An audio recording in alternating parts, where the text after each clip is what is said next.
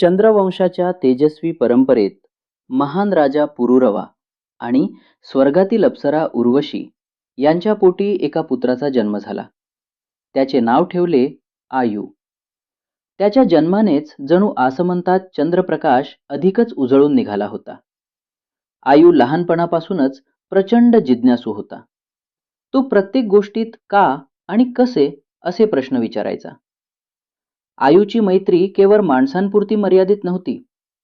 तो जंगलातील सिंहाच्या छाव्यांसोबत असा काही खेळायचा जणू ती त्याचीच भावंडे आहेत. त्याचे धैर्य पाहून सर्वजण आश्चर्यचकित होत. एकदा राज्याच्या सीमेवर एक जंगली आणि बेफाम घोडा धुमाकूळ घालत होता. मोठमोठे योद्धेही त्याला काबूत आणू शकले नाहीत. तेव्हा किशोरवयीन आयूनं धैर्यानं पुढे पाऊल टाकले. त्यानं घोड्याच्या डोळ्यात पाहिले आणि प्रेमानं त्याची मान थोपटली. तो उन्मत्त घोडा शांतपणे आयूच्या स्वाधीन झाला. आयूला संगीताची देणगी त्याची आई उर्वशीकडून मिळाली होती. ती जेव्हा वीणा वाजवायची तेव्हा सारा आसमंत मंत्रमुग्ध होऊन जायचा. यामुळे त्याचे मन शांत आणि एकाग्र राहत असे. एका रात्री आयूच्या स्वप्नात त्याची आई उर्वशी आली.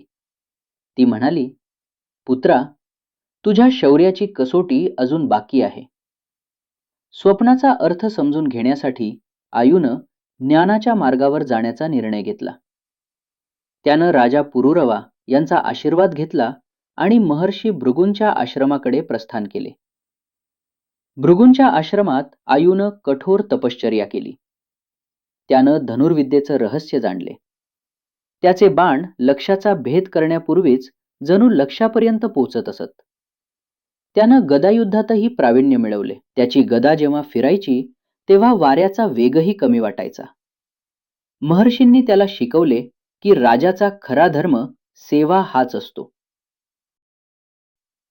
आयूची साधना आणि ज्ञान पाहून वनस्पती आणि मनाचा देव सोमदेव त्याच्यावर प्रसन्न झाले. त्यांनी आयूला एक दिव्य धनुष्य भेट दिले, ज्याच्या टणत्कारात समुद्राच्या लाटांची शक्ती सामावलेली होती.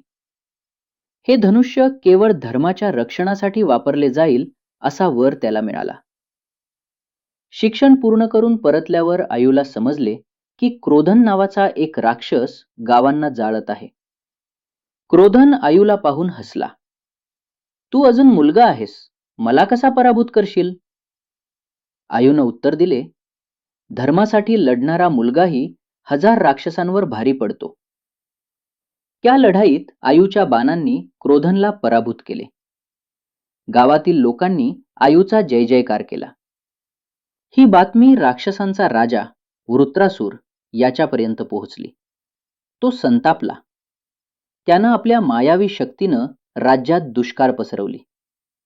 नद्या सुकल्या, शेते ओसाड पडली आणि लोक अन्नान दशेला लागले. आयूनं राजवाड्याची सर्व धान्य कोठारे प्रजेसाठी खुली केली. लोकांची सेवा करत असताना आयूची भेट मृगावतीशी झाली. ती वैद्याच्या वेशात उपचार करत होती. तिची बुद्धिमत्ता, करुणा आणि सेवाभाव पाहून आयू तिच्याकडे आकर्षित झाला. आयू आणि मृगावती यांच्या ज्ञानाच्या आणि सेवेच्या गोष्टींवरून चर्चा होऊ लागली.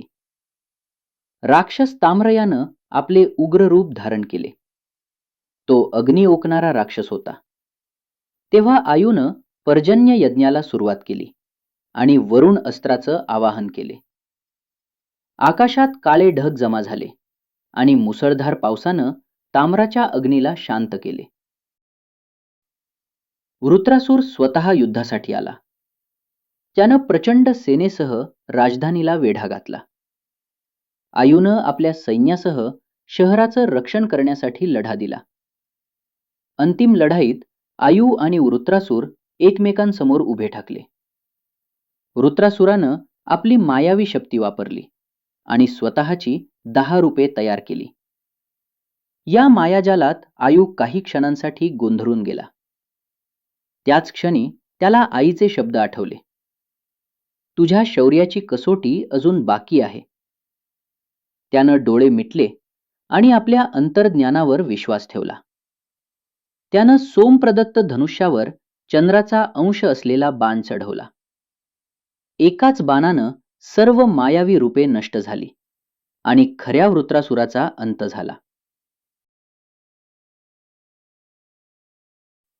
वृत्रासुराच्या मृत्यूनंतर धर्माचा विजय झाला. सूर्य पुन्हा चमकू लागला. राजकुमारी मृगावतीनं धावत येऊन आयूचं अभिनंदन केले. निसर्गाचा समतोल पुन्हा साधला गेला. सर्वत्र आनंदी आनंद झाला. आयूनं राजकुमारी मृगावतीशी विवाह केला, ज्यामुळे चंद्रवंश आणि सूर्यवंश एकत्र आले. त्याच्या राज्यात कला, ज्ञान आणि समृद्धीचा सुवर्ण काळ आला. राजा आयूची ही गाथा इतिहासात अजरामर झाली.